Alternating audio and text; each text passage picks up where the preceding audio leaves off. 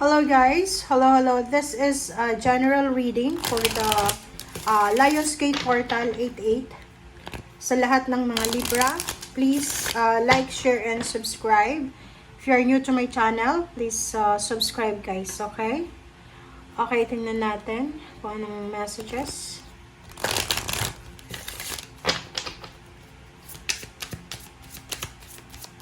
Libra.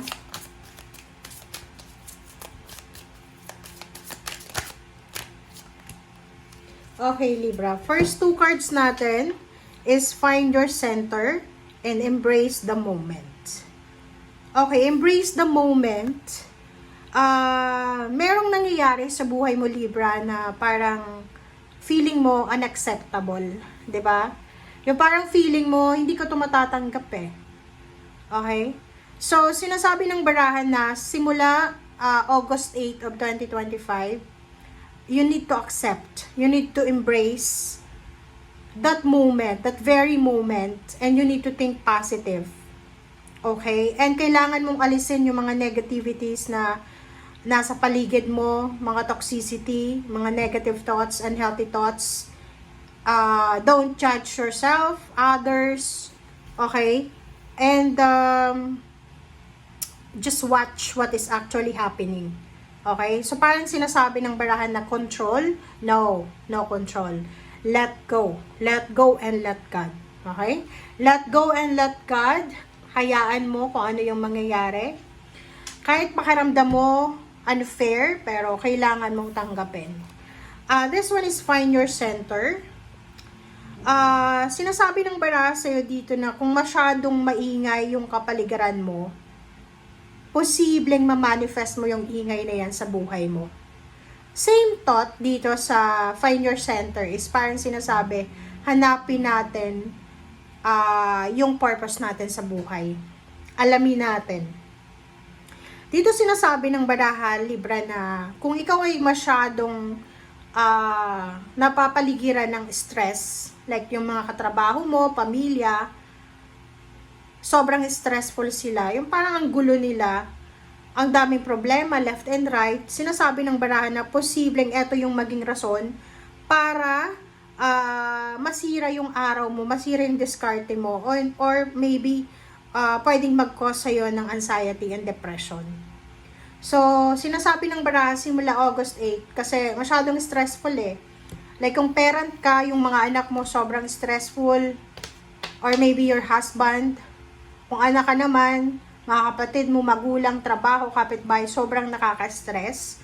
Mag-iingat ka kasi pag hindi mo may alis yan sa buhay mo yung stress na yan, pwedeng umina yung immune system mo.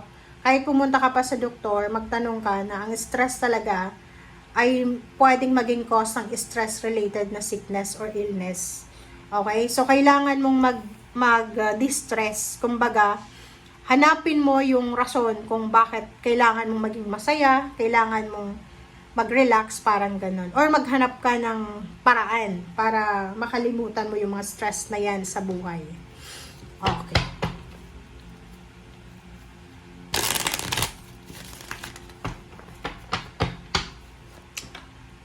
Okay. Wait lang guys.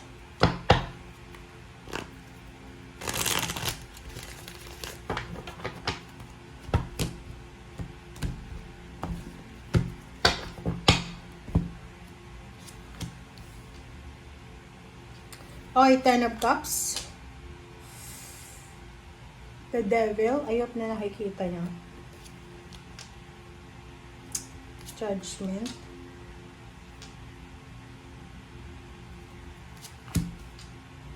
Energy.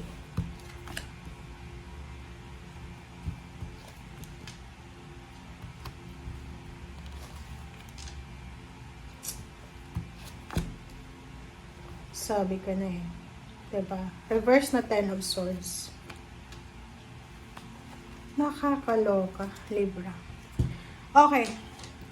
Ang nakikita ko sa'yo dito, wala kang ibang pangarap sa buhay, Libra, kundi yung magkaroon ng masayang pamilya. Yung iba sa inyo dito, pinagpipray nyo, minamanifest nyo na sana maging masaya yung pamilya nyo. Healthy, Physical, mental, emotional, yung peaceful, parang ganon. Ito yung minamanifest mo, yung kaligayahan, katahimikan sa pamilya. But the problem is, yung pamilya mo na yan na gusto mong matahimik, napapaligiran kayo ng temptation. This one, Capricorn, is temptation. It's either Libra, asawa or anak mo, merong temptation sila. Pwedeng may bisyo, mga bawal na bisyo, mga unhealthy na habits, maybe relationship na bawal, or kaano pa man. And you need to decide, and them also. Hindi yung parang parang sinasabi ng baraha dito na hindi ka lang dapat. Kasi kayo family composed of members ng family Hindi lang ikaw yung bumubuo ng pamilya Hindi lang ikaw dapat yung nagsho-shoulder ng mga problema na yan. Kung gusto daw na matahimik yung family, kung gusto ng katahimikan, kapayapaan sa pamilya, everyone dapat mayroong contribution. Hindi lang isa, hindi lang yung mother, hindi lang yung father, hindi lang yung isang anak, ibigay doon yung obligations, yung pagiging breadwinner. Pwede tayong maging breadwinner lahat. 'Di ba? So, sinasabi ng baraha sa'yo, ang una mong kailangan ayusin para maayos yung pamilya mo is yung mga temptation na yan, distraction and temptation. Barakada ng anak mo. Okay? Habits, unhealthy habits, mga bisyo, sugal. Okay? Kung nakikita mo yung mga news na yan sa ngayon, ang daming, 'di ba? Maraming nasirang buhay dahil sa sugal, sa bawal na gamot, or sa kung ano pa man. So, you need to be very careful. Okay? Dito din sinasabi ng baraha na King of Pentacles. Pera, family life, happy family. Wag tayong maging greedy Sorry wag kang magagalit sa akin, Libra. Sinasabi ng baraha sa'yo na hindi lahat ng oras pwede mong makuha yung lahat ng gusto mo. Gusto mo ng happy family, gusto mo ng maraming pera. Like for example, isa kang parent, maliliit pa yung mga anak mo Okay. Gusto mong ayusin yung family mo na gusto mong mabantayan yung mga anak mo, pero gusto mong magtrabaho sa labas. Hindi mo yan magagawa Unless na yung trabaho mo is from 8 or 9 a.m. until 5 p.m. Kasi hindi mo maihahatid yung anak mo sa school. 'Di ba? Ihahatid mo siya before 7 or 8. Okay, magtatrabaho ka after mo ihatid. Dapat lumabas ka din ng 5. Kasi yun yung labas ng mga anak And what if absent yung anak mo? 'Di ba? May sakit. So, sino yung mag-aalaga? So, parang ganun. Sinasabi ng barahan na mag-focus ka. Kaya nga sinasabi dito na find your center. Dapat isa lang. Dapat isa lang yung fino-focus natin. Huwag natin pagsabayin yung parang gusto natin na, sobrang greedy kasi yun na gusto natin perfect na buhay, masayang pamilya, healthy na family, mayaman na pamilya, walang ganun. Meron sigurong ganun, pero hindi natin alam kung ano yung pinagdadaanan nila. Okay. So, meron din dito na Libra, na posibleng yun, nagmamanifest siya ng happy life, ng celebration, pero ang tagal pa 'Di ba? Like for example, yung mga anak mo maliliit pa. And naiinip ka na kung kailan sila makakapagtapos ng pag-aaral, ganyan, ganito. And sinasabi ng baraha sa'yo, you need to be patient. Ay, kita ko siya dito, sobrang pagod na pagod ka na May mga away pamilya, may samaan ng loob dito na pagod ka na Yung parang from ninuno pa tong mga away, gulo sa pamilya mo, hanggang ngayon magulo pa rin. Wow!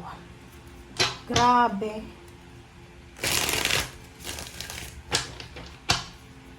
Parang walang pagbabago. Yung parang napapaligiran ka ng puro toxicity. Eto ka Sorry. Diba? Yung iba sa inyo dito sobrang stress na Stress na kayo para sa pera. Ang dami yung obligations Yung like for example, ikaw lang yung nagtatrabaho sa pamilya. Ikaw lang yung nakakaalam kung magkano na yung mga utang nyo. Ikaw yung nagbabayad ng bills.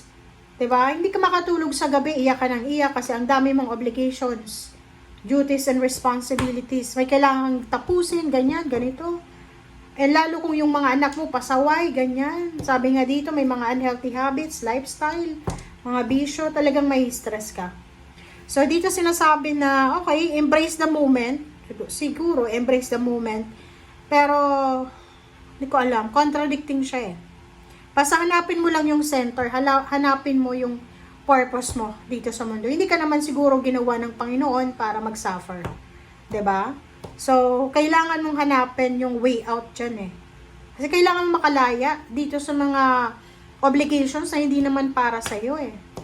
'Di ba? Like for example, kung parent ka, especially kung mother ka na Libra, yung anak mo na bumibisyo, minsan hindi yan kasalanan ng magulang eh. Minsan kasalanan yan talaga ng batang yan eh, ng taong yan eh.